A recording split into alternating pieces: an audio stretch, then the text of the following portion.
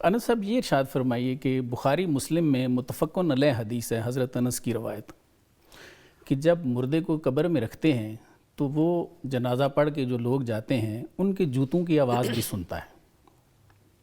ایسے ہی ہے؟ جی ایسے ہی. یہ متفقن علیہ حدیث ہے.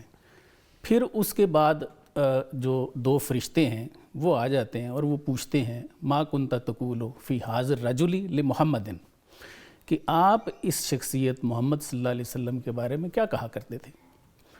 تو یہ ارشاد فرمائیے کہ یہ اتنی ظاہر بخاری میں بھی ہے مسلم میں بھی ہے، لوگ پھر بھی یہ کہتے ہیں کہ قبر میں کوئی زندگی نہیں ہے، اس کی کیا وجہ دیکھتے ہیں آپ؟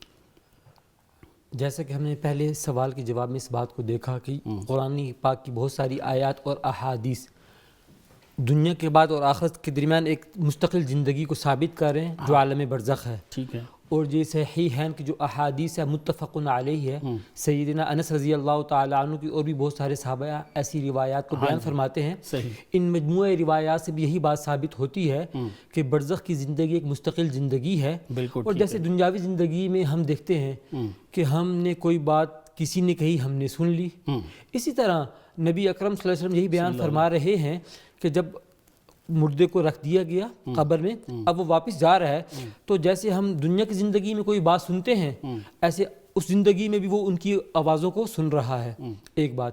دوسری بات یہ ہے کہ جیسے دنیا میں ہمارے سوالات ہیں جوابات ہیں، ایسے کسی حد تک اللہ تعالیٰ نے انہیں جو زندگی عطا کی ہے برزخ میں اور وہ زندگی برحق ہے، اس میں مختلف سوالات بھی ہیں اور مختلف جوابات بھی ہیں. اور یہ سوالات اور جوابات ہماری دنیا کی زندگی کو اور اس کی پریکٹسز کو بیان کرتی ہیں، اس کو ریفلیکٹ کرتی ہیں. پھر اس کے بعد وہ اگلی زندگی کا شروعات ہیں. اب اس حدیث پاک میں تو ایک سوال کا تذکرہ ہے کہ نبی اکرم صلی اللہ علیہ وسلم کے بارے میں آپ کیا کہتے ہو، آپ کا کیا خیال ہے. ٹھیک ہے.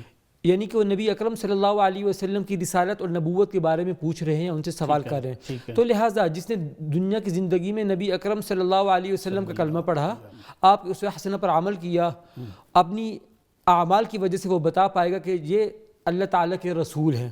اسی طرح مختلف سوالات میں سے ایک سوال یہ بھی ہے کہ من ربو کا، تمہارے رب کون ہے.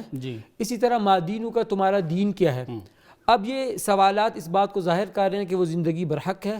یعنی جو زندگی ہم نے دنیا میں گزاری ہے اسی کے بارے میں سوال ہوگا. یقیناً.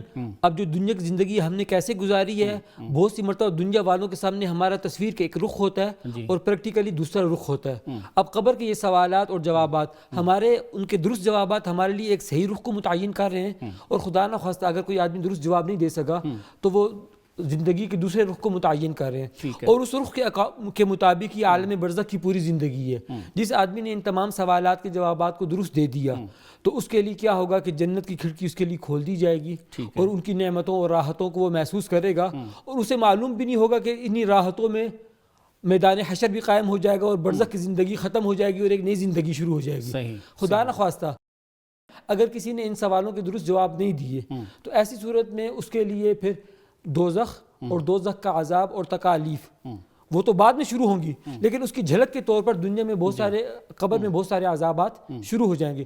تو اب یہ سوالات اور جوابات اور ان کی آوازوں کو سننا یہ اس بات کو ظاہر کر رہے ہیں کہ وہ ایک زندگی برحق ہے، اور اس کے بھی بہت سارے معاملات اس دنیا کے معاملات کے مشابہ ہیں.